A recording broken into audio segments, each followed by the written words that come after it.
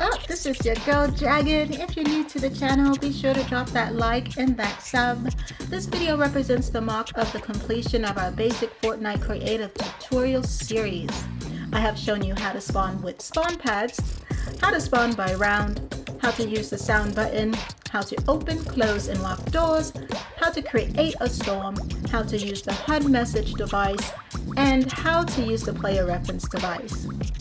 I do hope that these tutorials will help you get started with making some fun adventures of your own. In addition to that, I will be working on an intermediate series that will take all of what we have learned here to a new level. So be sure to sub so you don't miss a thing. Since we are at the end of the series, here I would like to take the time to respond to some awesome questions received in the comments. Also, I want to do a quick shout out to FH Support, whose Creative Hub is now featured this week. So be sure to drop him a follow on Instagram, Twitter, and TikTok.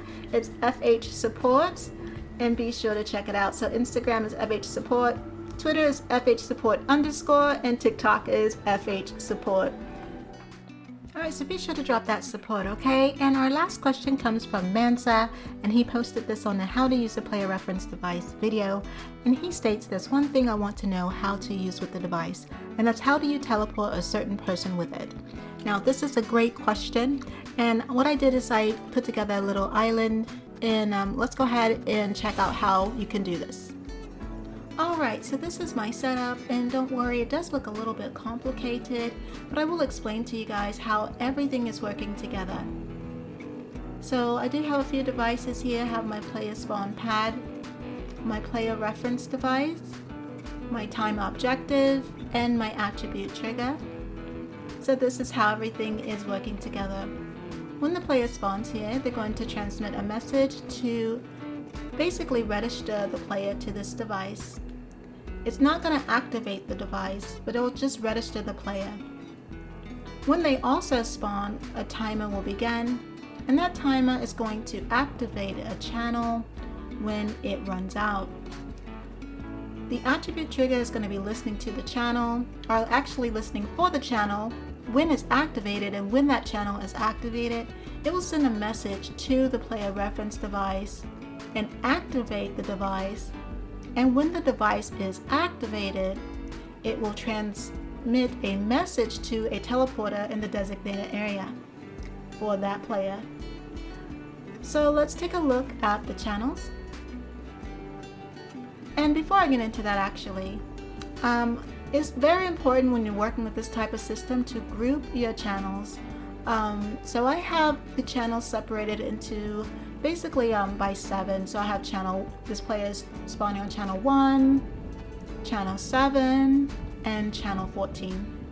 That gives me 7 channels to work with for the system. So, you know, just a quick tip there. So let's see, let's see for team 1. When they spawn, they're going to be enabling when receiving from channel 7, and when players spawn, transmit on channel 7. As far as the other settings for the player spawn pad, you want to enable during phase all, team 1, primary, group, you know, this is optional. I have it set for primary for this tutorial. And then of course the channels. Also, sorry, I just, really went past that. Users island starters no, invisible in games no. Again, that's personal. Personal choice. Alright, so the player reference device. So let's see, what's really important are the channels, but let me show you guys my options. And there's quite a few.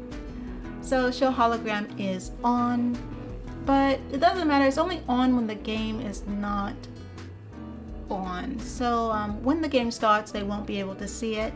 Again, that's personal choice. If you want them to see it, you want to make sure the hologram is on and that the visible in game is on.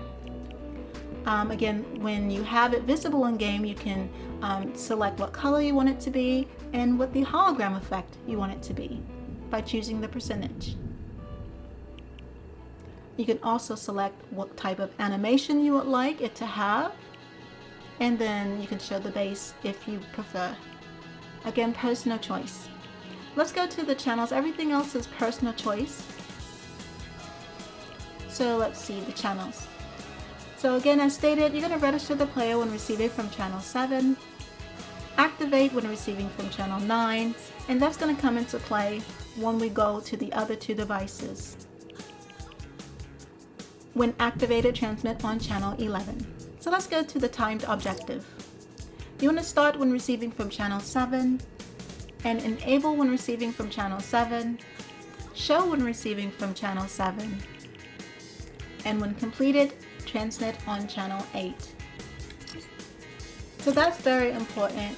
You can also select how, how long you want the timer to run. I have it at 15 seconds. And you want to ensure that it doesn't start when the round starts. So I have start when round starts, no. Everything else is personal choice. I do suggest that you have the countdown visible on the HUD, but again, it's up to you from here on. Just make sure that your channels are coinciding at the time that your player spawns on the spawn pad. So that way, once they spawn, the timer will begin immediately. So when the timer is done, it's going to transmit on channel 8. So that's going to come into play when we look at the attribute trigger. So let's take a look at those channels.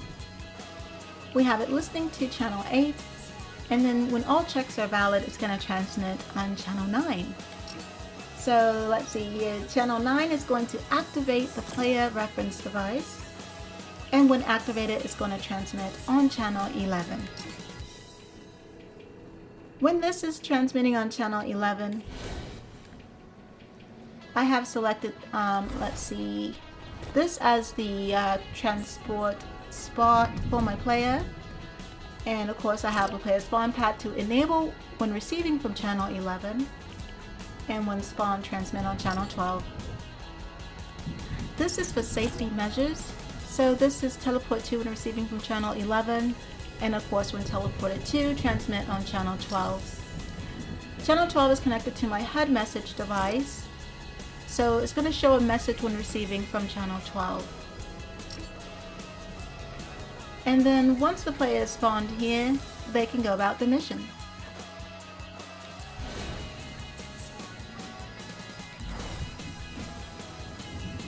Now each player is connected to a team. So we have team 1, team 2, and team 3. And team 2 will work exactly the same. The system is the same except for I have this set on 10 seconds. And then this team doesn't have any type of timer. When they spawn, they'll go directly into the mission.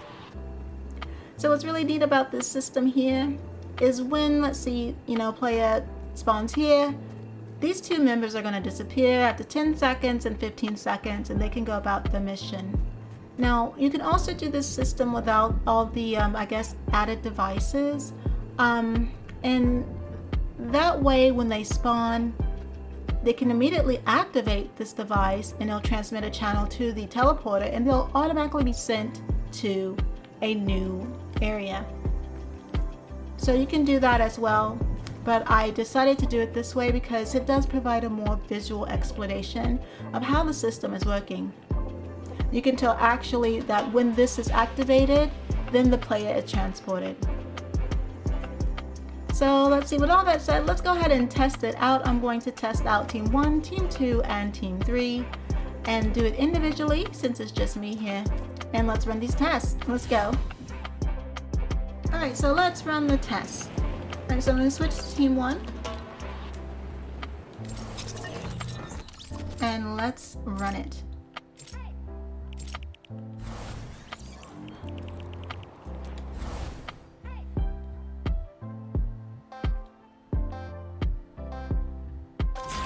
Alright, so they immediately see the timer, but you can always hide this if you want, but they have it at the top of the screen there.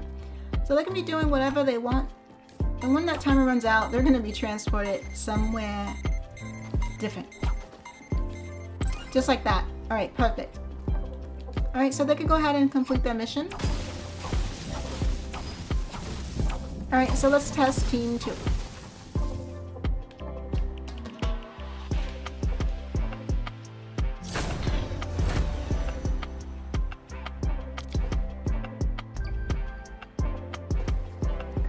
Alright, switching to team 2.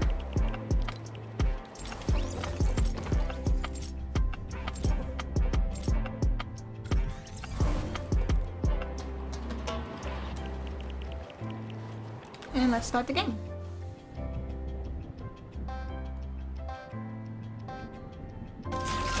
Alright, so team 2 has a timer at 10 seconds, so they can be doing whatever they want. Again, everyone's going to be spawning at the same time. And then they're going to be transported to where they need to complete their mission. And I have collect the gold.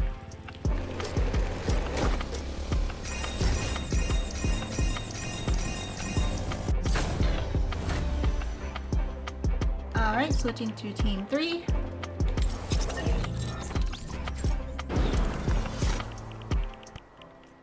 Alright, let's run the test.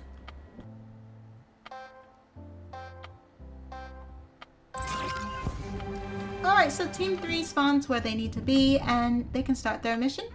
And you see it's finding items in the house. So it looks like the test was a success. And what's good about this is all the players are going to spawn together at the same time. And then these 2 players are going to get a timer knowing that something's going to happen within the next few seconds for them. And then this player is going to see these 2 players just disappear in 10 or 15 seconds. So they're going to just be like, hey, what's going on? And that's only if you have it set this way. If you have them, let's say they spawn in a lobby and then they each go to individual places, then they'll have that experience. So that's probably something to do like for box fights or any other type of like adventure type of island. But other than that, the test went great. I do hope this tutorial helped all those who are interested in learning how to use the player reference device to basically teleport your player to a different area. And if it did help you out, be sure to drop that like, in the video, post a comment below. Would love to know what you think. Yo, you guys, thank you so much for tuning in. I really appreciate it. And again, I appreciate all your comments, so thank you so much. Other than that, don't forget to stay tuned in for our next upcoming series of Fortnite Creative Tutorials. We're going to be taking it to the intermediate level, so I do hope to see you there. Other than that, this is your girl Dragon, and I'll be seeing you on the next video. Alright, you guys. See you later. Bye.